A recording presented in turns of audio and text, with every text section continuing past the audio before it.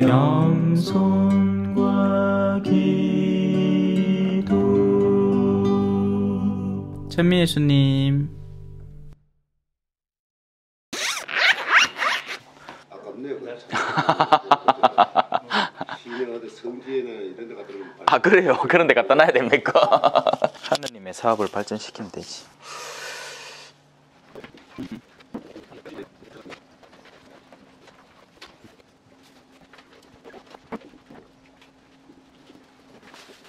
성경은 굉장히 단순해요.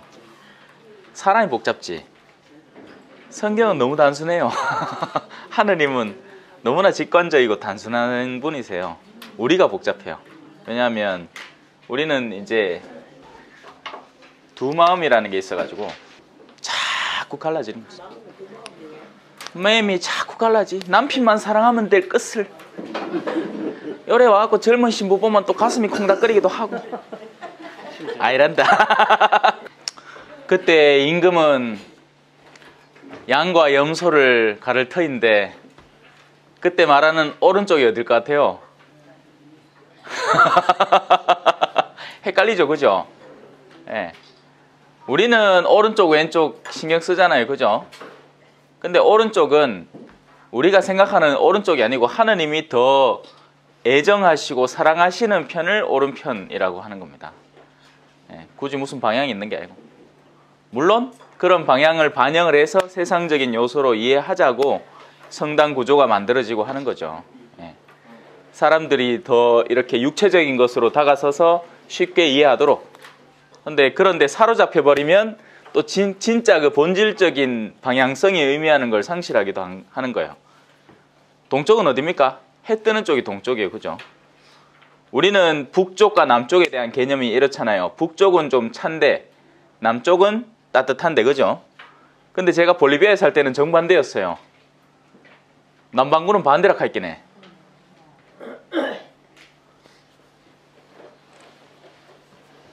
그러니까 성당에 오면 요 주로 앉는 기라. 하느님으로 봤을 때는 오른쪽이니까 양의 자리인 줄 아는 거지. 아니라요. 이쪽 사람들이 더 애정이 강할 수도 있지. 아니, 농담이에요, 농담. 우리 어르신들 또 심정 상한다, 또. 뭐라 하나 싶어가. 뭐 말을 못 하겠다 할게네, 그래가.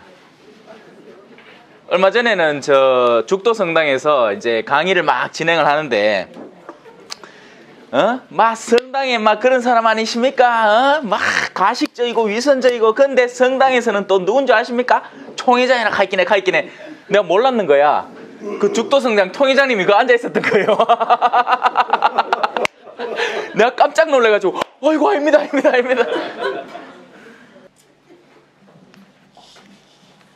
저 고리고름 말아지고서 누구를 기다리나 낭낭 18세 거들립지는 앞개울에서 슬쩍 새올 때만 기다립니다. 소쩍궁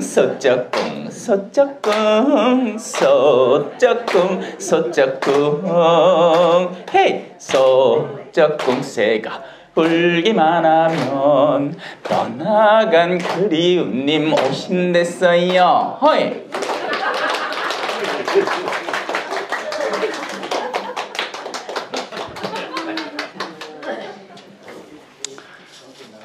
참 열애 까부는 나를 그래. 열애 까부는 나를 신부를 만들어 놨시. 왜 하노 이거? 신부 안 해주면 큰일 났다. 그지요. 그것도 맞아. 신부 안 하고 이거 마누라 한 남편으로 살아봐. 그래. hợp 뒤비집니다. 그 마누라가. 내가 아니고. 그 마누라가 hợp 뒤비진다. 신부님 신랑을 한번 불러주세요. 부산사 한번 불러주세요. 어두운 밤에 캄캄한 밤에 새벽을 찾아 떠난다. 종이 울리고 닭이 울어도 내 눈에는 그땐 어두운 밤이었소. 딴딴 호주여 당신께 감사하리다. 실로암 내게 주심을 나에게 영원한 이 꿈속에서 깨이지 않게 하소서.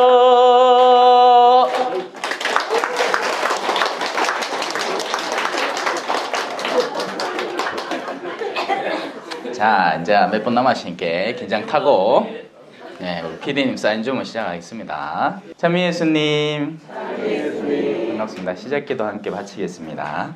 성부와 성자와 성령의 이름으로 아멘. 하늘에 계신 우리 아버지, 아버지의 이름이 거룩히 빛나시며 아버지의 나라가 오시며 아버지의 뜻이 하늘에서와 같이 땅에서도 이루어지소서. 오늘 저희에게 일용할 양식을 주시고 저희에게 잘못한 일을 저희가 용서하오니 저희 죄를 용서하시고 저희를 유혹에 빠지지 않게 하시고 악에서 구하소서. 아멘. 성부와 성자와 성령의 이름으로 아멘. 찬미 예수님. 우리 야고보서간 지금 3장까지 지난 시간까지 봤고 오늘은 4장에 들어갈 차례입니다. 야고보서간의 특징이라 하면 우리가 흔히 이제 믿음의 이런 두루뭉술한 생활을 보다 어떻게 실천적인 삶으로 바꾸어 나가는가, 그에 대한 면모를 보다 집중적으로 다루고 있다는 것을 알 수 있어요. 믿음 이전에 이루어질 수 있는 율법적인 의로움의 실천, 거기에서 참된 믿음의 올바른 방향성을 찾고 깨달아서 그로부터 인해서 야기되는 본질적인 실천. 그래서 우리가 흔히 바오로서간을 이렇게 읽다 보면 율법은 의미가 없다, 행실은 의미가 없다, 믿음이 우리를 의롭게 한다라는 그 주장을 자주 접하게 되는데요. 이게 주장이 아니고 이제 그의 신앙의 표현이죠. 하지만 거기에서 야고보는 한 단계 더해서 그 믿음의 본질은 어떤 것이냐. 왜냐하면 우리가 오늘날 현 세태 안에서 많이 겪고 있는 문제이기 때문이에요. 그냥 믿기만 하면 구원받는다라는 그런 주장이 과연 그 믿음의 본질이 어떤 것인가를 올바로 생각하지 않은 채 그냥 자기 입으로 주님을 믿습니다라는 그 말마디 한번 꺼냈다고 해서 자동으로 구원의 대열에 편입된다고 생각하는, 그러니까 입으로만 구원을 말하고 입으로만 믿음을 말하지 실천적인 생활, 실존적인 우리의 현세 생활 안에서는 그 믿음의 드러남이 굉장히 떨어지는 사람들에게 전해지는, 오늘날 우리들에게 전해지는 그런 서간이라는 겁니다. 그만큼 중요하다는 거죠. 자, 그 가운데 오늘은 4장입니다. 4장. 제목이 이렇습니다. 세상의 친구는 하느님의 적. 굉장히 뚜렷한 주제죠. 그만큼 또 한편으로는 많은 생각들이 들기도 합니다. 세상이 그렇게 나쁜 데인가? 자, 성경에서 말하는 세상이라는 의미에 대해서 우리는 올바로 알 필요가 있습니다. 세상이라는 요소 자체를 그냥 하느님께서 만드신 창조계 전체를 세상이라고 부르는 게 아니에요. 성경은. 성경에서 말하는 세상이라는 것은 그 뚜렷한 움직임이 보이는 세상입니다. 그리고 그 움직임, 방향성, 그리고 그 안에 내재된 의지들이 하느님을 추구하는 방향과 정반대되는 모든 성향을 지닌 요소들이 바로 세상이라고 알려져 있는 요소인 거예요. 그냥 단순히 이 지상의 삶 안에 머물러 있다고 해서 무조건 죄인이 될 리는 만무합니다. 그 안에서 우리가 어떤 것을 바라보고 추구하느냐에 따라서 바로 그 방향성이, 그게 진짜 이 성경에서 말하는 세상, 혹은 더 쉽게 이해하기 위해서는 세속이라고 표현하는 요소가 맞는지, 아니면 우리는 단순히 이 세상이라는 중립적인 위치에서 역으로 하느님을 바라보면서 이 모든 것들을 벗어나려고 시도를 하는지가 결정이 되는 거죠. 이렇게 시작합니다. 4장 1절입니다. 여러분의 싸움은 어디에서 오며 여러분의 다툼은 어디에서 옵니까? 싸우는 사람의 특징은 둘 다 같은 대상 때문에 싸웁니다. 둘 다 같은 목적을 추구하면서 싸우는 것밖에 안 돼요. 왜냐하면 둘이 목적 자체가 다르면 싸울 이유가 없기 때문입니다. 그래서 우리가 누군가와 다툼의 관계에 있다고 할 때 나 자신이 아무리 의롭다고 생각을 한들 일단 그 다툼에 휘말려 든 상태 그 자체를 한 번은 성찰하고 반성해 봐야 됩니다. 왜냐하면 목적 자체가 다르면 싸울 이유가 없기 때문인 거죠. 한 사람은 이 보드 마카를 원하고 다른 한 사람은 이 커피잔을 원하면 커피잔을 원하는 사람은 커피잔을 쥐면 되고 마카를 원하는 사람은 마카를 쥐면 됩니다. 그렇죠? 근데 둘 다 보드 마카를 원하기 시작할 때 두 사람은 그 마카를 한 사람밖에 줄 수 없다는 것을 이해하고 싸우게 되는 거죠. 설령 이걸 나눈다 할지라도 이 뚜껑과 본체의 마카의 두 부분 가운데 더 나은 쪽을 동시다발적으로 같이 원하기 때문에 이 작은 걸 나누어 받았다 할지라도 싸울 수밖에 없는 겁니다. 이런 모든 싸움이 가정 안에서, 공동체 안에서, 심지어는 나 자신 안에서도 일어나는 거예요. 나는 한편으로, 그러니까 내 안의 싸움은 분열의 싸움인 거죠. 그죠? 내 안의 싸움은 한편으로는 하느님께 다가가고 싶기도 하지만 다른 한편으로는 세상 것을 원하는 분열의 싸움이고, 우리 주변에서 일어나는 모든 싸움은 같은 대상을 갈망하기 때문에 싸우는 겁니다. 돈 욕심이 있기 때문에 이든 저든 돈 때문에 싸우는 거예요. 돈 욕심이 없으면, 내가 존엄하게 산다는 것을 알면 그건 싸움이 될 이유가 없습니다. 이해하십니까?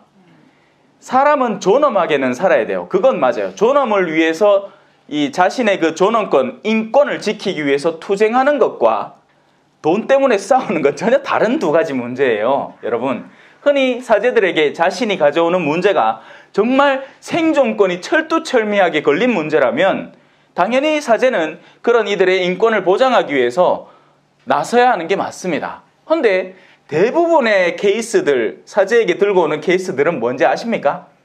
신부님이요, 요번에요 내가 요 땅을 팔아가 그 이익금이 얼마 나왔는데 아마 그 내 첫째 오빠가 그 권리를 좀 갖고 있다 해서 달랑 하는겨.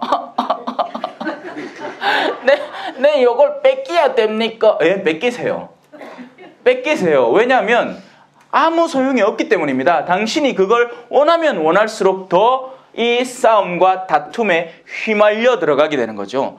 그 모든 것들이 나오는 그 욕정 자체를 가라앉혀야 하는 거죠. 싸우지 않으려면. 하지만 싸우고 싶다면 싸우세요. 그래서 결국 그 사람들은 자신들이 원하는 걸 합니다. 제가 아무리 조언을 해주고 제가 아무리 올바른 방향성을 알려주더라도 결국에는 본인들이 하고 싶은 걸 해버리고 말아요. 그게 제가 지금까지 지켜봐온 바예요. 가지 말라고 말했어. 싸우지 말라고 너만은 내가 지금까지 이렇게나 많이 가르쳐 왔는데 이제 좀 싸우지 말라고 해도 안 되더라고. 싸울 놈들은 싸우대. 자, 여러분의 싸움은 어디에서 오고 여러분의 다툼은 어디에서 옵니까? 싸움과 다툼 그 자체의 합리성을 지니고 그 싸움과 다툼의 합리성을 온통 100% 해석해봐야 이건 근본적인 원인 자체를 살펴보지 않았기 때문에 이 모든 합리성과 이론은 의미가 없는 겁니다. 왜냐하면 근본 자체의 의도 자체가 물들어 있기 때문에 어디에? 악에, 욕구에 혹은 욕심에 모두 물들어 있는 합리성이기 때문에 아무리 여러분이 현명하게 생각해서 그 틀을 짜와서 시모님 앞에 시모님 잘 들어보이세요. 예? 우리 오빠는요 어릴 때부터 이런 것도 받아오고 저런 것도 받아오고 저런 것도 받아오고 부모님이 이런 것도 지원해주고 저런 것도 지원해줬어. 예. 그래갖고 지금 뜬그림 잘 살거든요. 우리는요 남편이 어렵사리 했고 내 혼수 올 때 아무것도 안 도와주고 짜부짜부 하여튼 할 말이 엄청나게 많아. 결론은 뭐냐? 오빠한테 가야 될 요 돈이 오빠한테 가는 게 맞냐 이거지. 내한테 그걸 분별해 달라는 거예요. 어떤 대답을 해줘야지 만족할 것 같습니까? 그들이 만족할 대답과 그들이 들어야 할 대답이 어떤 걸까요? 전혀 다른 두 가지예요. 그들이 만족할 대답은 만약에 제가 또 돈 욕심 좀 있는 기라가 그 사람 은근히 도와줬을 때 그 사람이 나한테 주머니에 돈을 두둑히 찔러줄 것 같아. 그러면 나는 거짓 예언자가 되는 거죠. 아이고 그러면 안 되지. 그거 빼들어 와갖고 한 20%는 성전기금 내시소. 그럼 난 나쁜 놈 되는 거예요. 그런 거짓 예언자들이 실존합니다, 여러분. 그들은 사람들에게 본질적인 하느님의 방향을 알려주는 것이 아니고 자신들이 욕구하는 것을 바탕으로 사람들을 바라보기 때문에 올바른 조언을 안 해줘요. 올바른 조언은 뭔데요? 자매님 욕심내지 마세요. 지금 자매님 속에서 나오는 그거 욕심입니다. 그리고 그 욕심이 사라지지 않는 이상 자매님은 계속해서 싸워야 됩니다. 지금은 그게 집안 문제로만 불거져 있죠. 언젠가는 당신은 남편하고도 또 자식하고도 싸울 거예요. 왜? 그 똑같은 욕심을 가지고 둘이서 맞붙을 거기 때문이죠. 그리고 지금 당신 자녀들 보세요. 지금 마음이 정상입니까? 전신마신 냉담하고 성당 꽃배기란다. 성당 코빼기도 안 비치고 그게 정상입니까? 반드시 그놈의 자식들 나중에 당신 돈 문제 때문에 속을 파디배 놓을 겁니다. 뻔할 뻔짜잖아요. 안 그래요? 그래서 묻는 거 아닙니까? 여러분의 싸움은 어디에서 오고 여러분의 다툼은 도대체 어디에서 옵니까? 여러분의 지체들 안에서 분쟁을 일으키는 여러 가지 이 욕정에서 나오는 것이 아닙니까? 분쟁을 일으키는 욕정. 그러면 그 이면에는 아름다운 욕구가 있다는 거예요. 이건 갈망이라고 흔히 표현하는 거죠. 영적 갈망이라는 별칭을 붙여주면 더 이쁩니다. 그죠? 분쟁을 일으키는 욕정. 이뻐지고 싶어. 자. 이뻐지세요. 이뻐지는 거 좋아요. 이쁜 걸 싫어하는 사람 누가 있습니까? 근데 김태희가 나보다 이뻐. 송혜교가 나보다 이쁘다 하니까 내가 옛날 배우들밖에 몰라갖고 뭐 딴 사람은 박보영이 나보다 이뻐. 계속 싸워야 돼. 자기 머릿속으로는. 자기가 낭구님을 하나 만났어요. 애인을 하나 사귀었는데 아니 당연히 지금 내 이 미모보다는 더 이쁜 여자에게 시선 정도는 줄 수 있지 않습니까? 그 자체를 너무나 죄악시 여기고 미친듯이 화를 내는 거야. 왜? 자기 마음속에 분쟁을 일으키는 욕정이 살아 숨쉬기 때문이에요. 자기들은 꽃 예쁜 거 보면서 제가 얼마 전에 축일을 하고 누가 프리지아 꽃 향기를 내게 안겨주더만요. 그 꽃을 들고 자매님 근처로 가면 어머야 왜 이래 예쁘노 어머야 향기 좋네 갈 거 아닙니까? 와 여러분 남편한테 매달려 있어야지. 와 너무 꽃을 너무 봅니까?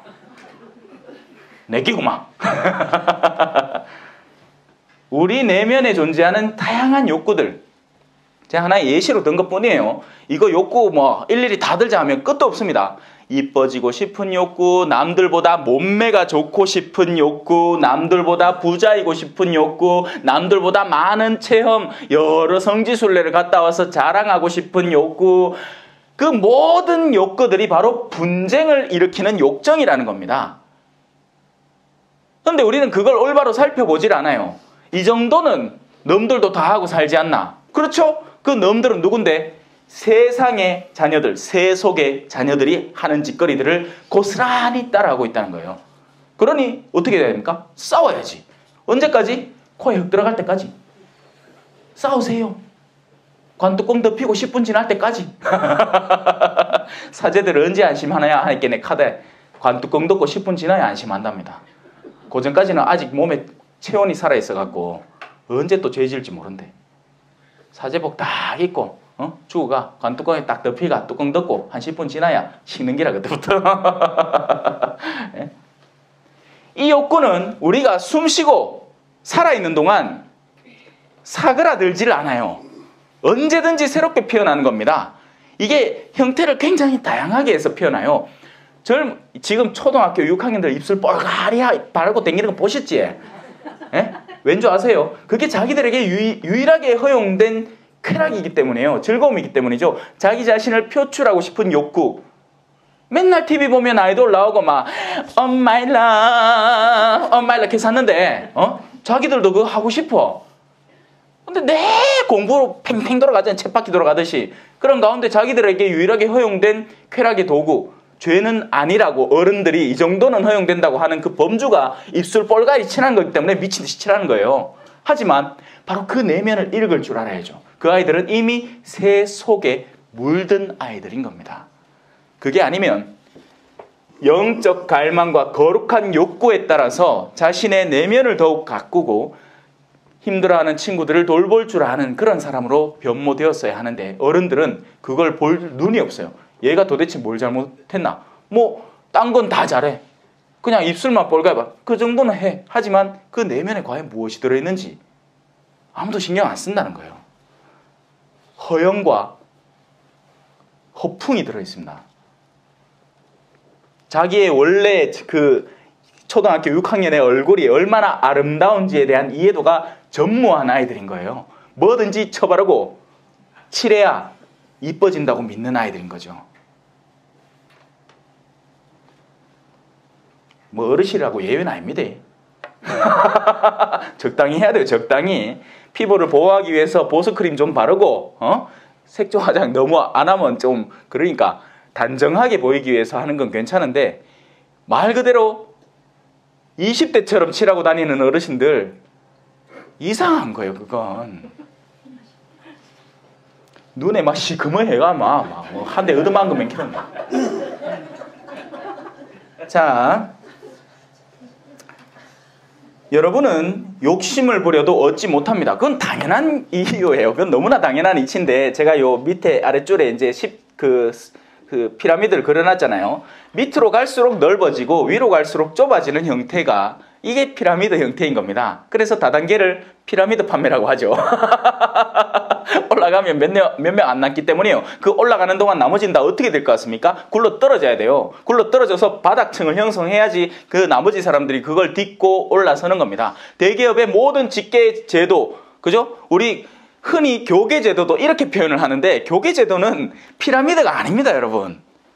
그거 하나 짚고 넘어갈게요. 교계 제도는 피라미드가 아니고 교계 제도는 네트워크예요. 예? 교황님은 더 많은 이 네트워크망의 중심점에 있으면서 더 많은 이들에게 영향력을, 영적 책임감을 느끼고 그것을 행사해야 되는 분이 교황님이지 이 드높은 곳에 있으면서 딴 사람들을 부리는 사람이 아니라는 겁니다. 지금 프란치스코 교황님이 하신 일은 이 계급 구조를 네트워크화하고 있는 거예요. 그러니까 사람들이 놀라는 거예요. 왜? 지금까지 못 봐왔던 모습이거든요. 작은 본당 하나만 해도 신부가 CEO야. 지금까지는 그게 당연한 줄 알았어요. 근데 옛날에는 그게 당연했었어요. 왜냐하면 옛날에는 사제들 계급이 이 학업을 굉장히 열심히 연마를 했어야 됐기 때문에 그야말로 양반 계급하고 비슷한 제도고 결합돼 버린 거죠. 군대 조직화 사회에서 이 상급 제도가 되어버린 겁니다. 근데 이제 그 관념이 바뀌어야 돼요. 사제는 봉사자여야 합니다. 사제는 말씀을 선포하는 데 특화된 사람이어야 되지 어떤 기관과 조직의 상급자로 남아있어서는 안 된다는 거예요. 하지만 아직까지도 우리 한국 교회는 그런 성향과 모습을 굉장히 많이 드러내고 있죠. 이제 방송 탓이 이제 큰일 났다. 알아서 하라. 자, 그래서 이 우리 교회의 제도하고 달리 세상은 피라미드 계급을 가지고 있는데 위로 올라갈수록 먹을 게 줄어드는 게 당연한 겁니다. 그럼 남은 건 뭐다? 계속해서 싸우는 거예요. 저는 대기업 들어갔다는 사람이 전혀 부럽지를 않아요. 왜? 그들이 처할 운명이 여기 고스란히 있거든요. 끊임없이 싸워야만 이기는 겁니다. 심지어는 회식 자리 가서도 싸우고 있지 그들이 회식을 즐긴다고 착각하지 마십시오. 딸랑딸랑 하는 인간, 그리고 그 가운데 자기 자존심을 지키는 인간, 그리고 그 가운데 자신의 의로움을 지키는 사람도 있어요. 전혀 다른 모습들이 드러나는 거예요. 그 소소한 작은 자리 하나 안에서까지도. 얼마나 긴장스러운지 모릅니다. 그런 모임에 제가 사제로서, 그죠? 어디 무슨 회식을 하는데 제가 가잖아요. 그러면 그 안에는 이미 직계와 이 계급 사회가 난무하는 세상이라서 밑에 사람들은 한마디도 못 합니다. 뭔 소리를 해요? 에? 그냥 위에 사람들이 미치겠네, 파치겠네, 쏠치겠네 하면 그런 아재개그나 띡 하면 옆에 재밌다고 웃어준다. 아이고 재밌네요. 재밌기는 재미 하나도 없구만. 웃어주는 거지. 그 사람이 이미 차지하고 있는 기득권 때문에 겁이 나 술술 나고 혹시나 뭔 소리나 싫은 소리나 들을까, 싫은 누치나 얻을까, 그게 겁나서 그냥 들어주고 웃어주는 것뿐이에요. 성당 안에도 이런 모습들이 있습니다. 기득권을 진 존재들이 있기 때문에 그 존재들한테 잘못 보였다가는 큰일 나는 거예요. 그러니까 그런 사람들이 모임을 주최하면 가는 겁니다. 얼마 전에 이런 얘기를 들은 적이 있어요. 속담이겠지. 정승 죽으면 안 가도 정승 노새가 죽으면 가야 된대. 왜? 정승은 죽어버리면 그 직위 자체가 사라지기 때문에 이제는 빠이빠이다 이놈의 소나 하고 내가 빠져나오면 되는데, 정승 노새가 죽으면 정승이 쟁쟁이 살아있기 때문에 그 노새 죽은 표현을 애도를 하러 가야 된다는 거예요. 예? 이게 얼마나 슬픈 일입니까? 이게 현실이니까. 여러분은 욕심을 부려도 얻지 못합니다. 살인까지 해가며 시기를 해보지만, 자, 시기와 결부되는 것이 바로 이 살인입니다. 시기의 내면 안에는 어떤 요소가 들어있는지 아세요? 위에 있는 것들에 대해서, 그러니까 자기보다 뭐든지 낫다고 여기는 대상에 대해서 느끼는 게 시기예요. 이 시기와 질투는 또 다릅니다. 질투라는 건, 하느님은 뭐 하는 분이다? 하느님은 질투하는 분이에요. 질투라는 건 어떤 것이냐면, 원래 내 소유였는데 다른 누군가가 빼앗아갈 때 그것이 질투가 됩니다. 그래서 하느님의 질투는 정당해요. 맞죠? 왜? 하느님에 속하지 않았던 게 뭐가 있습니까? 다 하느님에게 속했던 거죠. 하느님이 보시니 좋았다 하셨던 거죠. 하느님은 여러분을 만들면서 여러분이 갓 태어났을 때 할 때 보시니 좋았었어요. 너무나 아름답고 이뻤었어요. 하지만 그 영혼들이 서서히 물들어가면서 하느님의 영역에서 세상의 영역으로 뺏겼기 때문에 하느님은 질투를 느끼고, 이 질투를, 세상 안에서의 질투는 어떻게 됩니까? 세상에서의 질투가 비난받는 이유가 뭐죠? 왜냐하면 이 여인네들이 질투를 하면서 자기 안에서 새로운 악을 끄집어내요. 남편을 딴 여자한테 뺏겼어. 자, 예를 들어 남편이 이제 문자를 막 딴 여자하고 보내. 질투가 나겠죠? 근데 그 질투를 하느님은 선과 사랑과 인내와, 그리고 무엇보다도 십자가로 표현을 해버렸습니다. 내가 이 정도로 너희를 더 사랑할 테니까 돌아오려면 돌아오고 말려면 너희의 운명은 너희가 스스로 결정해라. 하지만 그 운명의 결정 지점은 내가 정해놓겠다. 그건 멸망이다. 그건 분명하다. 나를 벗어나서는 제대로 살 수 있는 인간이 없기 때문이다. 그건 내가 어찌할 수 있는 영역이 아니라 원래 그렇다. 빛을 벗어나면 어디입니까? 어둠이잖아요. 당연한 거 아니에요? 하느님을 벗어나면 멸망이에요. 근데 스스로 가겠다니 못 말리는 겁니다. 가라. 그렇고 지금은 겁나 안 간다 캐. 하지만 현실적인 어떤 문제와 주제에 부딪힐 때는 우리 스스로 가는 거예요. 누구 욕하고 싶어 입이 달싹거리잖아요. 그 욕을 한번 하면 가는 거예요. 예. 안 가려면 안 해야지. 하지만 그런 모임 자리에 가면 요 입이 나불나불나불나불나불 하면야 내요 새로운 소식 하나 알았는데, 요거 나눠갖고 요 친구들하고 한번 재밌게 한판 웃었으면 좋겠는데, 세속적인 쾌락적 웃음, 악마적인 웃음, 그런 웃음을 웃기 위해서 신실함도 버리고 성실함도 버리고 자신의 책무도 버리고 온통 이기적이고 어둠이 판을 치는 세상 안에 자기 스스로 몸담아 가는 겁니다. 모임은 맨날 이런 세속적인 욕정에 사로잡혀갖고 그런 정보들이나 나누고, 드라마에서 누가 뭘 재밌게 했느니, 어떤 화장품이 좋으니, 요 술은 먹으면 안 취한다느니 먹으면 안 취할 줄을 찾으면 안 취하면 될 거 아닙니까? 안 마시면 안 취하잖아. 이 멍청한 인간들이 술 취해가면서 이 술은 먹으면 안 취한대. 이 무슨 멍청한 소리야 이게. 치킨은 살 안 쪄. 살은 네가 쪄. 이해 안 되죠? 치킨은 먹어도 살 안 쪄요. 치킨은 먹히지. 살은 우리가 쪄요.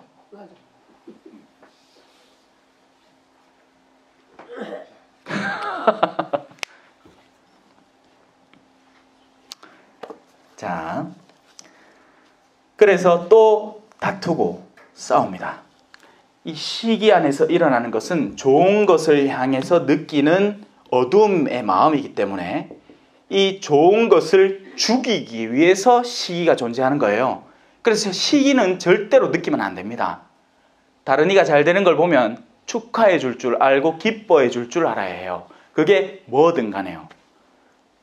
일단 내가 보기에 잘 된다 싶으면 나 안에서 함께 기뻐해 주는 마음이 생성되어야 내가 하느님의 자녀가 되는 것이에요. 근데 누군가 잘 되는 거에 대해서 내가 시기를 느끼기 시작할 때 나는 이미 이 피라미드의 움직임 속에서 그보다 낮은 단계에 있다는 걸 스스로 입증하는 겁니다. 시기를 느끼는 사람은 일종의 뭐라고 하죠? 열등감을 느끼는 사람이에요. 나는 그만큼 행복하지 않기 때문인 거죠. 예? 아니, 여러분이 행복하지 않을 이유가 도대체 뭐가 있어요? 예? 여러분이 볼리비아에 가봤나? 냄비 하나로 음식을 해갖고 한 5명이 농갈라 먹어봤나? 하기야 요새 뭐 양푼이에 그렇게 먹긴 한다마는 그 일부러 그렇게 하는 거고, 요새는 일부러 꽁보리밥도 찾아 먹잖아요. 건강식품이라고. 어르신들은 트라우마 걸려갖고 먹지도 안 하는 걸 젊은 사람들은 건강식품이라고 먹고 앉았습니다. 세상이 얼마나 좋아졌어요. 하지만 여전히 우린 불행해요. 왜? 도대체 왜? 왠 줄 아세요? 맨날 할리우드 영화만 보고 맨날 무슨 드라마 막 안에 가구 막 이빨이 잘 꾸며진 그런 것들만 보였긴 해. 쌤이나 못 사는 기야 이 사람들이. 예? 여기까지 합시다. 넘어갑니다. 그래서 다투고 또 싸웁니다. 하나만 더 짚고 넘어갈게요. 살인. 사람을 죽여야 살인이 아닙니다. 죽일 의도를 갖출 때 살인입니다. 살인하지 말라는 말을 너희는 들었다. 하지만 나는 너희에게 말한다. 누구에 대해서 증오를 품을 때부터 너희는 그 사람을 살인한 것이다. 시기하면 당연히 증오하게 되고 싸우고 다투게 되고 결국 살인에 닿게 되는 거죠. 목숨을 꼭 끊어놔야 살인이 아니에요. 증오할 때 살인입니다. 누구를 증오할 것 같아요? 내가 뭐 철천지 원수 막 내 아버지 원수, 내 원수를 갚을 거야 하면서 막 무술수를 하는 가들만 원수를 갖고 있나? 아니요.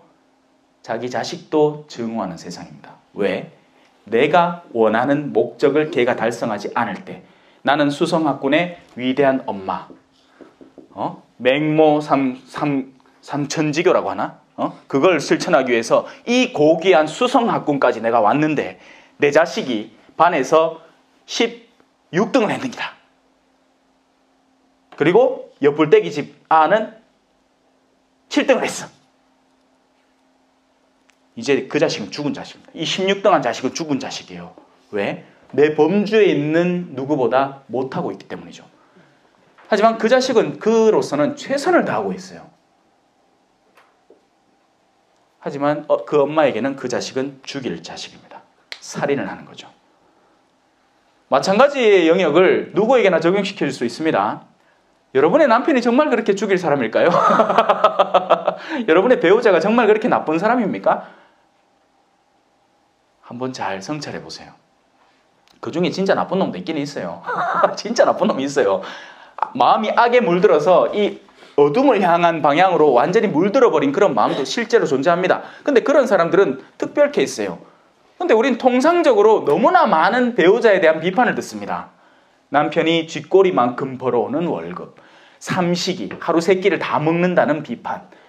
이게 정말 합당한 비판일까요? 아니면 우리의 마음이 이 세속적 사고에 물들어 있기 때문에 분쟁을 일으키는 욕정에 사로잡혀 있기 때문에 맨날 싸우고 다투고 싶기 때문에 끊임없이 시기하고 남편의 직위를 시기하고 남편이 외적인 활동을 하는 걸 시기하기 때문에 살인하고 싶은 걸까요? 후자죠. 우린 사랑하는 게 아니에요. 사랑하면 그럴 수가 없거든요. 사랑하는 사람은 누구나 하느님께로부터 났으며 하느님을 압니다만 맨날 싸우는 사람들은 그거 모르지롱. 자, 여러분이 가지지 못하는 것은 여러분이 청하지 않기 때문입니다. 안 청할까요? 청해요. 이 사람들이 안 청할까요? 청해요. 하지만 도대체 야고보 사도는 무엇을 말하는 걸까요? 무엇을 청하지 않는다는 걸까요? 같은 마음을 지닌 분이 무엇을 원하는지 바로 이 영적 갈망 안에서, 영적인 거룩한 욕구 안에서 한 번도 청해 본 적이 없다는 겁니다. 이걸요, 한 번만 청해 보면 한 번만 먹어봐! 머리가 낮고 어깨가 낮고 허리가 낮고 다 나! 하느님에 대한 영적 갈망 한 번만 청해봐! 정말 여러분 가정이 성화되기를 청해봐. 저 약장사 하면 잘하겠죠? 야, 안 청하더라는 거예요. 이게 사람들이 그 거룩한 갈망 안에서 청해본 적이 없다는 겁니다. 그러니까 얻어내지 못하는 거예요. 여기도 나옵니다. 여러분은 청하여도 얻지 못합니다. 자, 이번에는 그러니까 앞서 말하는 청하지 않습니다라는 말은 이걸 청하지 않는다는 얘기고, 이제는 청한다고 얘기해요. 여러분은 청해도 못 얻습니다. 당연히 못 얻죠. 제가 얘기했잖아요. 피라미드는 일부 사람들에게만 허용된 쾌락이라고. 그래서 그 위에 올라가면 좋은 게 아니고 그 위에 올라가면 더 추잡해집니다. 더 더러워지고요. 당연한 얘기예요. 여러분은 청하여도 얻지를 못합니다. 여러분의 욕정을 채우는데 청하기 때문에 그래요. 이 욕정은 이 마지막에 세상 사람들이 다 원하는 스티브 잡스의 자리는 한 자리뿐이에요. 삼성 회장의 자리는 한 자리뿐이라고. 세상에서 제일 아름다운 자리는 클레오파트라나 뭐 한 사람뿐이에요. 얼굴이 그 딱 정형화돼 가지고 딱 조각처럼 깎여 있어야 돼요. 그런 자리에 몇 명이나 올라가겠습니까? 못 올라가요. 그게 욕정에서 시작되는 청인 거죠. 이런 거 해달라고 하나님한테 미친 듯이 청해봐야 안 들어집니다. 왜냐하면 하나님은 그럴 이유가 전혀 없기 때문이에요. 이 영혼이 낮은 데 있다가 올라가면 올라갈수록 오히려 당신에게서 멀어진다는, 오히려 세상에 가까워진다는, 새 속에 더러운 욕구에 더 가까워진다는 것을 하나님이 이해하기 때문에 여기서 암만 청해봐야 그건 하나님께서 들어줄 리가 만무합니다. 그럼 그걸 들어줄 존재가 있겠지. 누굴까요? 요 목소리 주인공. 테레사야, 사야. 내가 네 욕구를 채워줄게. 다만 너는 내 앞에 무릎만 꿇어라. 어라. 어디서 많이 들어본 얘기죠? 예수님이 광야에서 만난 사탄에게 들은 이야기입니다. 이 모든 것은 나에게 허용된 것이니, 이 모든 움직임은 나에게 허용된, 이 욕구와 욕심과 살인과 시기와 싸움과 다툼과 분쟁을 일으키는 모든 욕정 안에서 이루어지는 이 돈의 어마어마한 상아탑은 나에게 허용된 것이니 어둠에 무릎을 꿇어라. 그러면 모조리 갖게 하겠다.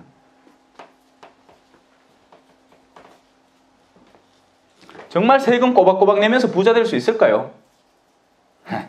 저 그런 부자 한 명도 못 봤습니다. 모이면 전부 다 얘기하는 게 어떻게 하면 세금을 피할까 얘기를 하고 그런 정보들을 서로 주고받습니다. 합법적으로 불의를 저지를 준비를 하는 거죠. 신자들 가운데도 그런 사람이 많아요. 어디까지가 합법이냐는 거지 흔히 묻는 겁니다. 그 사람이 왜 물을까요? 금요일날 고기 먹어도 됩니까? 안 먹을까? 왜 묻습니까? 고기 먹고 싶으니까 묻는 거예요. 자기가 사랑을 하느냐 마느냐가 중요한 게 아닙니다. 고기를 정말 먹어도 되는지 아닌지 그걸 알아봐서 고기를 어느 선까지 먹어야 되는지, 계란은 먹어도 되고 닭은 먹으면 안 되는지. 신학교 때 단식하러 가있긴 해. 아침에 이제 뭐가 주긴 줘요. 아무것도 안 주진 않아. 신학교에 아침에 뭐 나오냐면 우유하고 삶은 계란이 나와요. 그 계란을 5개씩 먹어요. 이 혈기왕성한 신학, 허용된 쾌락인 거지. 그걸 최대한 해가지고 일단 자기 목적만 달성하는 거예요. 배고픔을 일단 가라앉히는 거죠. 차라리 밥을 먹지. 소화도 안 되는 그거를 나중에 또 방으로 5만 원 나오지. 자, 여러분은 청하여도 얻지 못합니다. 여러분의 욕정을 채우는 데 쓰려고 청하기 때문이죠. 절개 없는 자들이요. 절개는 농개만 가졌던 게 아닙니다.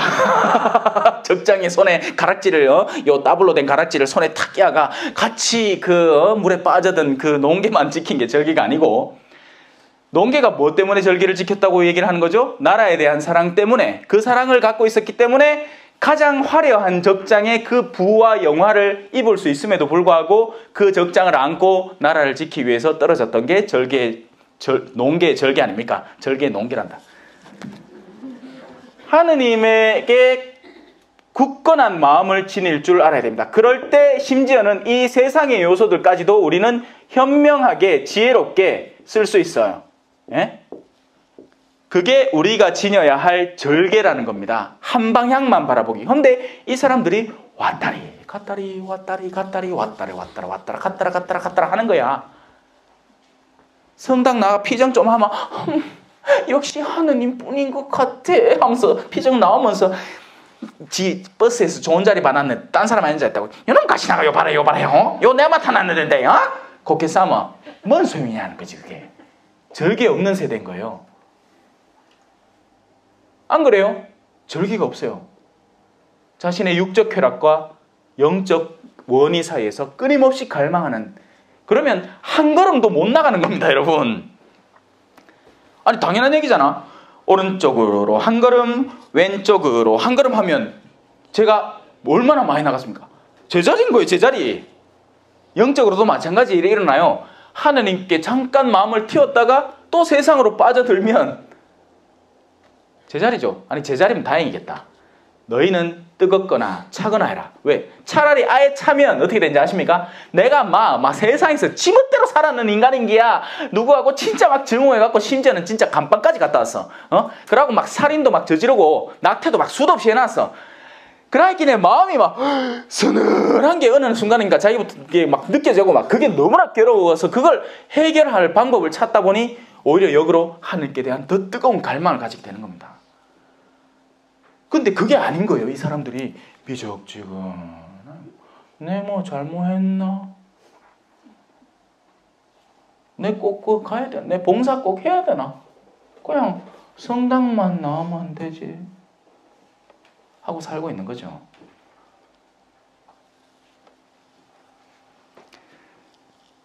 절개 없는 자들이여, 세상과 우애를 쌓는 것이 하느님과 적의를 맺는 것을 모릅니까? 누구든지 세상의 친구가 되려는 자는 하느님의 적이 되는 것입니다. 이 흐름 안에 자기를 집어넣고 싶어하는 자는 이 영적 거룩한 흐름 안에서 자기를 뽑아내는 것입니다. 그래서 성경은 굉장히 단순합니다. 이해하기가 쉬워요. 우리가 자꾸 복잡하게 만들어요. 그 성경을 교묘한 것으로. 왜? 왜 그럴까요? 성경을 자신의 욕구에 따라서 써먹으려고 하는 겁니다. 심지어는 자식들 공부시키려고 예수님의 여러 가지 부류 중에서 봐래, 예수님 왜 살았는가 봐라, 부모한테 순종하면 살았다 하지, 부모한테 순종하면 살았다 하지. 근데 그 순종이 어디 그냥 순종입니까? 가장 거룩한 아버지의 집에 갔다 가출까지 했다가, 그죠? 부모님을 쌩무시하고 그러고 나서는 사흘 뒤에 찾은 그 아들이 그러고 난 뒤부터 부모에게 순종하면서 지낸 거지. 본질이 어디 있는지 예수님은 아주 어린 시절부터 알고 있었던 겁니다. 그런데 이 엄마는 지금 그 순종이라는 말만 뽑아와가지고 자식들한테 자기가 원하는 걸 강요하기 위해서 그 구절을 써먹으니까 이 성경 말씀이 헷갈리기 시작하는 거예요. 그러니 순종이라는 말을 들을 때마다 아이들이 경기를 일으킵니다. 왜냐하면 진정한 순종은 합당한 권위에 자연스럽게 이끌리는 거예요. 여러분 거룩한 신부님 보면요, 막 그냥 절로 그냥 다가서고 싶어. 안 그래요? 근데 이런 신부님, 신부란 직분이 얼마나 중요한지 압니까? 요따구로 신앙생활이 되나 봐라 하는 못된 신부님이 있으면 근처도 안 가고 싶어요. 안 그래요? 나도 가기 싫은데 여러분은 얼마나 가기 싫겠노? 그렇잖아요. 사제는 겸손해야 돼요. 온유해야 되고 친절해야 되죠. 누구든지 세상과 친구가 되려는 자는 하느님의 적이 되는 겁니다. 아니면 하느님께서는 우리 안에 살게 하신 영을 열렬히 갈망하신다. 우리는 이 거룩한 영적 갈망에 사로잡혀서 하느님께로 나가야 되지만 역으로 하느님은 이 거룩한 하느님이 갖고 있는 거예요, 이게. 그래서 우리가 영적 갈망을 가질 때마다 우리는 하느님과 하나 되는 체험을 하는 겁니다. 우리가 영혼들을 구하겠다는 갈망을 가질 때 하느님은 바로 그 갈망을 역으로 갈망하고 계셨던 거예요. 그러니 이 두 개의 갈망이 만나는 거죠. 이해되십니까?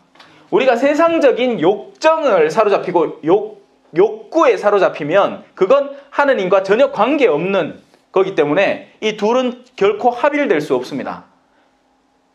성당 안에서도 이 세상적 욕정이 얼마든지 드러나요. 교만한 위치를 차지하려고 하고 감투를 쓰려고 하고 사람들의 인정을 받으려고 하고 박수를 받으려고 하고 심지어는 성당 안에서 돈까지 벌려고 해요. 성당이라는 제도적인 장치를 이용을 해서 자기 다단계를 하는 사람, 자기가 파는 물건들, 뭐 상품을 차마 얘기를 못하겠지만 미, 이 그런 거 하는 사람 세고 셌습니다. 제가 아는 케이스만 해도 얼마나 많은데 레조가 그런 거 팔고 앉았는 게야. 정신 나간 참 고맙시다. 이 세속적인 욕구를 성당 안에서도 얼마든지 발휘한다니까요. 자, 그 대표적인 가운데 그 돈, 하지만 명예와 권력에 대한 욕구도 생생히 살아있는 거예요. 집안에서 남편한테 시계 깨지고 온 여인네가 이제 성당 와서 그걸 발휘하는 그런 영역을 역으로 채용하는 거죠. 자기가 그만큼 당했으면 안 해야지. 더 섬길 줄 알아야지. 사랑할 줄 알아야지. 지가 당했다고 지도 남한테 그걸 하고 있으면 그게 됩니까? 자기 부모님한테 당한 걸 자식들한테는 안 전해야지. 나는 어릴 때 어쩐지 알아? 니는 엄마 잘 만나기라. 잘 만나기나. 걔가 편집 잘해주십시오. 엉망진창인 엄마인 거예요. 그 엄마는 제정신이 아닙니다. 자기가 부모님한테 그렇게 시달렸다면 역으로 자녀를 사랑할 줄 아는 선한 의지를 꺼내야지. 자기가 당했으니 니도 당해봐. 이거야말로 어둠의 영역 아닙니까?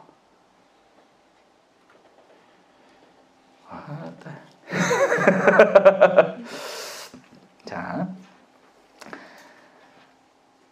하나님께서는 그렇게 우리 안에 있는 영을 열렬히 갈망하십니다. 하나님께서 원하시는 유일한 한 가지라고 볼 수 있어요.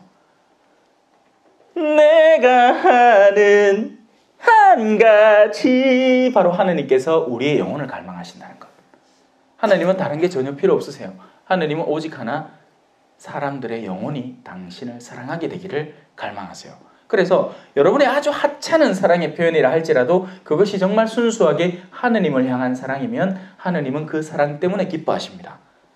여러분이 행하는 외적 어마어마한 업적 때문에 기뻐하는 게 아니에요. 여러분이 무슨 어떤 신신단체의 가장 으뜸장으로서 어떤 프로젝트를 수행해서 하나님 기뻐하는 게 아닙니다. 왜냐하면 오히려 그런 프로젝트일수록 이 논리 안에 사로잡혀 있을 수가 있어요. 맞이 100주년 기념 해가지고 어마어마하게 뭘 만들어내갖고 하면 사람들이 박수를 짜자작 쳐주고 그런 게 신앙 그 역사록 안에 딱 자리를 차지하기 때문에 자기가 의수될 수 있어. 이거 내가 했대 하면서. 선교사들도 정말 사람들에게 복음을 전하는 게 아니고 건물 지을 생각만 하는 거예요. 건물 지을 생각만. 왜냐하면 건물을 지으면 그게 자기가 했다는 게 나중에 역사 안에 딱 남을 테니까. 저도 하나 짓긴 짓습니다. 정화조 만들어 놓고 왔어요. 내가 있던 본당에 오물이 그 즉시 강으로 빠지고 있었던 거예요. 그래서 정부에서 그걸 알아내갖고 내보고 따지러 왔는 기라. 내가 그때 주임신부였거든요. 그래 어쩌겠노. 정화 좀 안 돼 있어. 만들어가 땅속에 싹 묻어놓고 왔지. 아무도 못 보러. 아니에요. 저는 정화조를 만든 게 딴 걸 만들고 이게 중요한 게 아닙니다. 저는 사람들에게 복음을 전하고 왔고 교회, 진정한 교회, 하느님의 참된 벽돌로 이루어진 영혼들의 교회를 구축하고 왔습니다. 그러려고 노력했고요. 그리고 지금도 그렇게 하고 있고요. 외적인 요소는 아무 가치가 없는 거예요. 사실은. 정말 그 안에 영적인 의미를 담지 않는 이상은 가치가 없는 겁니다. 자, 그러나 하느님께서는 더 큰 은총을 베푸십니다. 그래서 성경은 이렇게 말합니다. 하느님께서는 교만한 자들을 대적하시고 이 흐름 자체는 모두 교만에서 그 원동력을 얻습니다. 이 사람들이 왜 위로 올라가고 싶어 할까요? 위로 올라가면 밑에 사람들을 낮춰볼 수 있거든요. 제가 얼마 전에 성심원 피정하고 그날 이제 어느 분이 저한테 아주 좋은 숙소를 마련해 주셔서 그 숙소에 하룻밤 쉬는데 숙소가 막 우리 대구도 사실 큰 도시가 아니라 부산만 가도 막 빌딩들이 막 이마이마하고 막 저 신도시 가면 막 어마어마합니다. 그런데 높은 데 가갖고 아침을 탁 먹으면서 아침 또 클래식 음악 다다다다다 이건 미션이구나. 그런 거 먹으면서 창밖을 싹 보는데 어머야 사람들이 개미 같아. 그런데 있어 보면 아주 자연스럽게 나의 교만이 활성화되기 시작하는 겁니다. 역으로 겸손이 사라지는 거죠. 이런 모든 흐름들이 사실은 이 가장 근본 안에 숨어있는 교만이라는 씨앗이 자꾸 개화하고 부화하는 거예요. 아담과 이브 때부터 그랬고 바벨 탑도 그랬고 카인과 아벨도 그랬고 그 모든 것들이 교만에서 이루어지는 겁니다. 내가 네보다 낫지. 그게 가정 안에 들어와 버릴 때는 부부가 미친 듯이 싸우기 시작해요. 부모와 자식까지도 싸우기 시작해요. 자식이 어릴 때나 자식이지 나중에 크면 지도 엄연한 성인인데 엄마는 계속 그 자식을 진짜 자식, 이놈의 자식으로 계속 간주를 하면 그 자식은 엄마를 대항해서 싸우기 시작합니다. 그리고 좀에만 더 늙고 병들어 말았네. 당장 요양원 집어여갖고 다시는 못 나오게 만들어 보야지 하는 그런 못된 생각도 품게 되는 거예요. 실제로 그렇고 그럴 수밖에 없고 자식이 지 하나뿐인데 부모는 둘인데 왜 합니까? 왜 감당하노? 지는 또 돈 벌어야 되는데 집안에 있으면서 돈 벌 수가 있습니까? 누구한테 부탁할 수 있나요? 없어요. 그럴 여력도 안 되죠. 우리 스스로 만드는 일들이에요. 모두. 우리가 편하고 쉽게 살자고 자식 많으니까 힘들고 귀찮다고 둘이만 나라고 우리 자식들한테 우리가 가르쳐왔어요. 야, 니는 내 맥처럼 멍청하게 몇 형제나 되는 그런 데 살지 말고 아는 딱 둘 인자는 또 하나만 노래. 요즘은 놓지 말래요. 그게 제일 편하대. 편하죠. 맞아요. 편해요. 하지만 그 시절에 겪어야 하는 고통을 겪고 났을 때 그 형제간과 함께 누리게 되는 즐거움, 형제가 많을 때 그래도 내가 무슨 긴박한 일을 당했을 때 나를 응원해주고 지원해줄 핏줄이 하나 있다는 그 안정감은 이제는 사라져버리는 거죠. 물론 형제도 형제 나름이긴 하지만 하느님께서는 그렇게 교만한 자들을 대적하시고 겸손한 이들에게 당신의 은총을 베푸십니다. 은총이라는 것은요, 이 현세적으로 우리가 한 단계 높아지는 게 은총이 아닙니다. 역으로 하느님께 다가가도록 도와주는 게 은총이에요. 그러면 한 부유한 사람에게 다가오는 암, 이건 고통일까요? 은총일까요? 그렇죠. 그건 해석하기 나름인 거예요. 은총일 가능성이 굉장히 높습니다. 하지만 그 암 자체를 하느님이 주는 건 아니에요, 여러분. 그 암은 자신의 어둠의 환경 속에서 이미 자라나오고 형성되어 온 거예요. 근데 그게 활성화될 것인가 말 것인가, 하느님이 어쩌면 지금까지 당신의 자비로 그것이 활성화되지 않도록 지켜왔는지도 모릅니다. 다만 이제 그 지킴의 손길, 하느님의 은총의 손길을 거두니 그것이 활성화될 뿐인 거죠. 자기가 저질러 온 거예요. 자기. 성경에는 그런 표현이 자주 나오는데요. 머리 위에 죄를 쌓는다고 합니다. 함석판 하나 갖다 놓고 그 위에 시뻘겋게 타오르는 죄를 자기가 죄 한 번 지을 때마다, 자기가 악습에 물들 때마다, 내가 술 한 잔 거하게 거칠 때마다 그 죄를 내 위에 쌓는다고 보면 돼요. 당연히 술 많이 마시면 어떻게 됩니까? 위가 상하고 기관들이 상하고 간이 상하고 다 상하죠. 하느님께서는 그게 표출되지 않도록 지켜오신 겁니다. 한데 어느 순간인가 니는 안 되겠다, 한번 당해봐라 하고 당신의 보호의 손길을 빼는 것뿐이에요. 그건 하느님의 탓이 아니고 하느님의 은총의 작용인 겁니다. 돈이 많이 벌린다고 하느님의 은총이 아니라 어떤 때는 돈이 궁해져 봐야 가난한 사람들의 마음을 이해할 수 있고 그들의 마음을 함께 고통받을 수 있기 때문에 그건 은총의 활동인 거죠. 제가 볼리비아에서 강도를 당한 건 은총의 활동이라고 할 수 있는 거예요. 당해봐야, 뺏겨봐야 아쉬움을 아는 거예요. 아쉬움이 얼마나 절실하다는 걸, 그런 걸 겪고 나면 그 다음부터 나한테 다가오는 사람들을 조금 다른 시각으로 보는 겁니다. 그 전까지만 해도 귀찮고 또 왔나. 근데 내가 한번 가고 아쉬운 소리를 해보니까, 구걸을 해보니까 전화 한 통만 하게 해달라고 하는데 그 전화를 안 걸게 하는 그런 냉랭한 마음을 만나니까 이젠 좀 달라지는 거죠.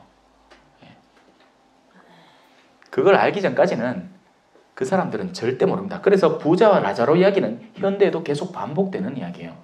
우리 주변에 나자로들이 얼마나 많은데요. 근데 우리는 쌩 하고 지나가는 거죠. 그 나자로가 누군데? 우리 엄마, 우리 시어머니, 우리 형제간에 제일 가난한 동생, 내 자식들. 그러므로 하느님께 복종하고, 자, 어느 순간에서부터인가 갑자기 악마가 나옵니다. 그죠? 왜? 요 세계의 주인이거든. 하느님께 복종하고 악마에게 대항할 줄을 아셔야 됩니다. 그런데 우리는 역으로 이걸 두려워하고 이 높은 자리에 올라가는 욕정을 그대로 간직하고 있으면서 오히려 그들에게 복종하고 있는 셈이에요. 여러분이 악마에게 대항을 하면, 여러분이 하느님에게 복종을 하고 하느님으로부터 영적 갈망을 나누고 그분의 거룩한 영역 안에 들어서서 악마에게 대항을 하기 시작하면, 성경을 잘 봅시다. 악마가 여러분에게서 달아날 것입니다. 악마는 빛을 견디질 못해요. 근데 악마가 달아난다는 게 여러분이 괴로움이 없을 거란 얘기가 아닙니다. 악마는 달아나지만 그 악마의 영향을 받은 사람들에게서 여러분은 시련을 겪을 수 있어요. 이해되십니까? 악마는 여러분에게 접근 못합니다. 여러분이 하나님을 사랑하겠다고 결심하고 그걸 실행하는 동안 악마는 여러분 내면에 절대 근접도 못해요. 근데 그 악마에게 사주를 받는 이들의 영향력은 여전히 세상 안에서 생생히 살아있기 때문에 그로 인해서 괴로움을 겪을 수밖에 없습니다. 이해하셨죠? 넘어갑니다. 하나님께 가까이 가십시오. 그러면 하나님께서 여러분에게 역으로 가까이 오실 겁니다. 제가 얘기했죠. 영적 갈망을 가지십시오. 하나님께 이 갈망으로 다가서면 하나님이 여러분에게 오히려 다가오게 됩니다. 왜냐하면 그것이야말로 하나님께서 원했던 어떤 일이기 때문이죠. 얘야, 난 널 정말 사랑하고 싶단다. 얘야, 난 널 정말 내 나라에 받아들이고 싶단다. 다만 네가 나만 쳐다봐. 나에게 시선 한 번만 주렴. 난 너를 도울 준비가 만반의 준비가 되어 있고 네가 어떤 여정을 거쳐서 어떻게 나와야 되는지 나만큼 너를 잘 아는 이가 없단다. 난 네 머리카락까지 다 헤아리고 있어. 그러니 날 한 번만 쳐다봐 주겠니? 근데 그걸 안 보는 게 인간이라는 거죠. 지옥에 가는 게 그냥 가는 게 아닙니다. 하느님의 그 무한한 사랑과 자비를 끊임없이 거부한 이가 가는 데가 지옥이에요. 지가 가기 싫은데 억지로 가는 게 아니고 자기가 끊임없이 그걸 결정해온 사람들이 거기 가는 거예요. 사랑은 끊임없이 빛처럼 우리에게 비춰오거든요. 하루에 우리가 얼마나 많은 태양을 바라봅니까? 해가 1년 사이에 365번이 뜨잖아요. 근데 계속 그러니까 골방에서 기도라는 얘기가 아니고 그 해를 피하겠다고 어둠에 자기를 파묻고 사는 사람은 그 해를 못 보는 거죠. 죄인들이여 손을 깨끗이 하십시오. 왜냐하면 우리의 손은 많이 더럽혀져 있기 때문입니다. 두 마음을 품은 자들이여 마음을 정결하게 하십시오. 탄식하고 슬퍼하며 우십시오. 어떤 면에서? 이 면에서 이런 싸움과 다툼과 분쟁을 일으키는 욕정이 이게 사실은 탄식해야 될 일이라는 것을 이해하라는 거죠. 여기에서 내가 한 걸음도 올라갔다고 다른 이보다 높이 들어섰다고 해서 웃고 있으면 아이고 내가 그래도 우리 동창들 중에서는 성지순례 그 유명한 거 제일 먼저 갔다 왔지라. 요거 어디서 많이 들은 웃음소리죠? 디즈니 영화에서 마녀 웃음소리입니다.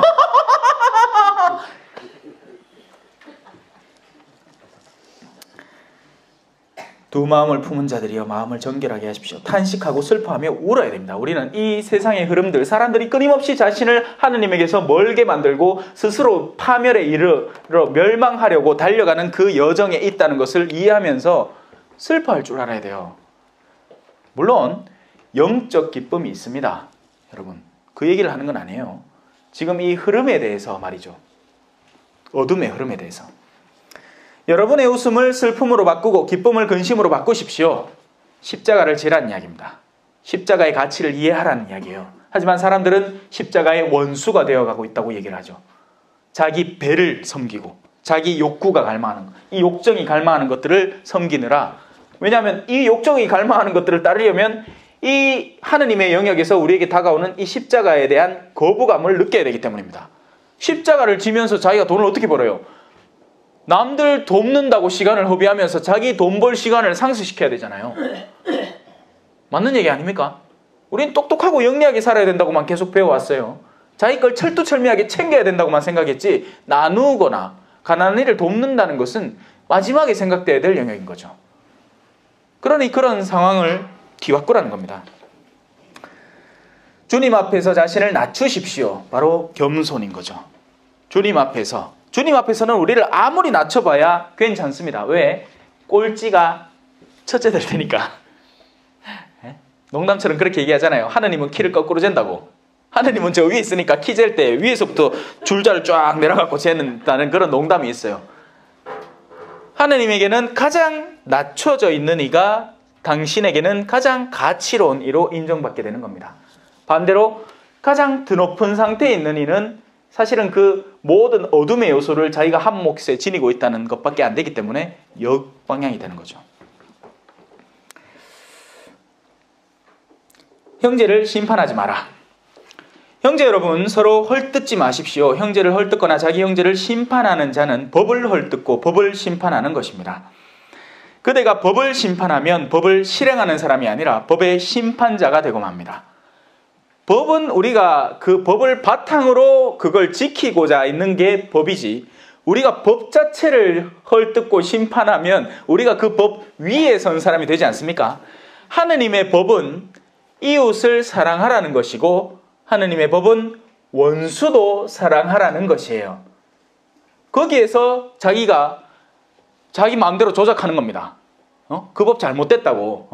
이 종류의 원수는 하느님이 잘못 알고 있다고.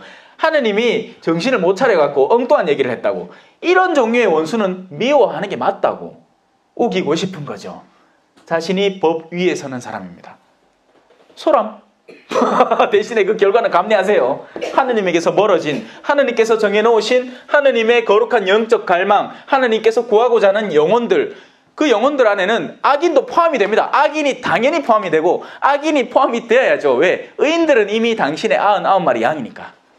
물론 요새는 의인이 99마리가 아니고 의인이 1명이고 악인이 한 99마리쯤 됩니다. 그러니 우리로서는 더 잘 됐어. 왜? 할 일이 많아. 할 일이 많아요. 요즘 같은 세상에 누가 하는 이야기 합니까? 누가 자신의 본질적인 삶의 올바른 실현에 대해서 이야기를 합니까? 전부 다 이런 피라미드 얘기 안에 빠져 있잖아요. 어느 드라마가 재밌더라, 어느 화장품이 좋더라, 어느 술이 맛있더라, 뭐 31년산보다 뭐 21년산이 값은 싼데 더 술이 잘 깨더라. 실컷 이야기 하람. 저는 거기에서 빠져나오랍니다. 영적 갈망 안에 살아갈래요. 자, 입법자와 심판자는 한 분뿐이십니다. 구원하실 수도 있고 멸망시키실 수도 있는 누구? 하느님이세요. 그대가 누구에게 이웃을 심판한단 말입니까? 자, 이제 자만하지 마라로 들어가 봅시다. 자, 이제 오늘이나 내일 어느 고을이나 어느 고을에 가서 1년 동안 그곳에서 지내며 장사를 하여 돈을 벌겠다. 이거 우리가 흔히 하는 이야기예요. 인생 계획을 흔히 그렇게 잡는 거죠. 특히나 젊은 사람에게서 자주 발견되는 모습입니다. 그리고 요즘에는 이 결혼 시기도 늦어졌기 때문에 그럴수록 갈수록 더 그런 계획이 철두철미해져요. 그런데 그렇게 계획대로 안 될 거예요. 그들의 마음은 자신의 합리성과 교만에 사로잡혔기 때문이죠. 자신의 생이 누구로부터 주어졌는지를 이해하지 못하는 사람들인 겁니다. 우리 생은 계획대로 안 돼요. 제가 살아보니 알겠습니다. 네. 제가 말 그대로 제 발령, 인사를 제 계획대로 해본 적이 한 번도 없어요. 예? 심지어 볼리비아 가는 것도 물론 제가 2007년도에 신청을 했죠. 하지만 그때는 못 가게 됐고 2008년도에 갑자기 내 마음이 없고 새로운 보좌 생활을 열심히 하겠다 하는데 가라 하더라고. 나오는 것도 제 계획이 아니었어요. 원래 계획은 그 해를 마감 딱 하고 깔끔하게 빠이빠이 하고 나오는 거였는데 갑자기 하느님이 쓸개를 치시대요. 하느님 치신 게 아니지. 내가 잘못 살았지. 그 동네 사람들이 주는 거 좀 적당히 먹고 자제할 줄도 알고 절제할 줄 알았어야 되는데 그 면에서 부족했어요. 근데 그런 것도 하느님이 다 알고 계셨겠죠. 빨리 뽑아냈어요.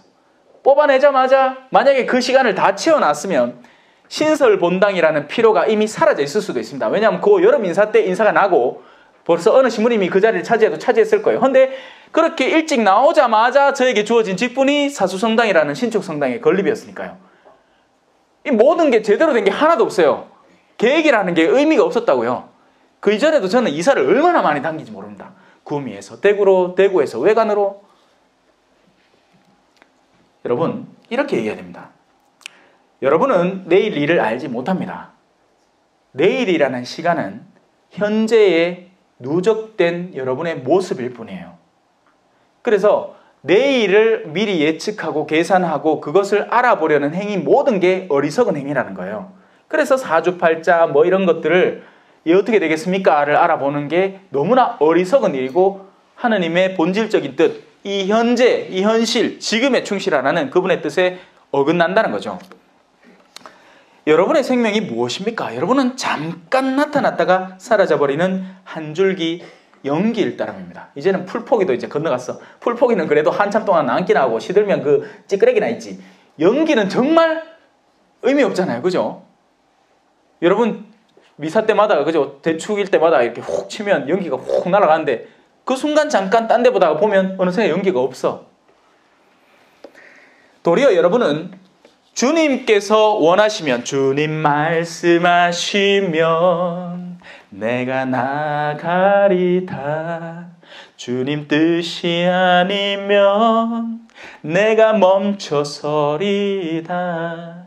나의 가고 서는 것 주님 뜻에 있으니 오 주님 나를 이끄소서. 자, 주님께서 원하시면 우리가 살아서 이런저런 일을 할 것이다 하고 말해야 됩니다. 주님께서 원하시면. 그러면 주님께서 무엇을 원하시는가가 급선무지 이런저런 일을 하는 건 그 다음이라는 거예요. 주님이 무엇을 원하실까요? 주님이 무엇을 원하실 것 같아요? 여러분이 그렇게 미친 듯이 기도를 9일 기도를 54일 동안 바쳐가지고 짐짓 다른 사람 앞에 거룩한 사람으로 드러나기를 바라실까요? 아니면 차라리 주님의 기도 한 번이라도 지대로 바치길 원하실까요? 분별을 하시라고요. 분별을 하지 않으면 우리는 그 의미를 상실한다는 겁니다. 그런데도 여러분은 허세를 부리며 자랑하고 있습니다. 도대체 그 자랑은 어디서 나온 겁니까? 바로 여기서 나온 거죠. 세상의 움직임에서 나오는 게 자랑입니다. 우린 끊임없이 자랑하고 싶어요. 성지순례도 크루즈를 갔다 와야 자랑이 되는 거예요. 그건 세상적인 움직임이에요. 심지어는 술 먹는 것도 자랑하고 음식 많이 먹는 것도 자랑하고 맛있는 음식 먹는 것도 자랑하고 모든 게 다 저기서 나오는 겁니다. 별걸 다 자랑하고 앉았다. 그러한 자랑은 다 악한 것입니다. 그러므로 좋은 일을 할 줄 알면서도 하지 않으면 곧 죄가 됩니다. 이 마지막 부분은 다음에 시간이 되면 설명해 드리겠습니다. 성부와 성자와 성령의 이름으로 아멘. 영광이 성부와 성자와 성령께 처음과 같이 이제와 항상 영원히 아멘. 성부와 성자와 성령의 이름으로 아멘. 감사합니다.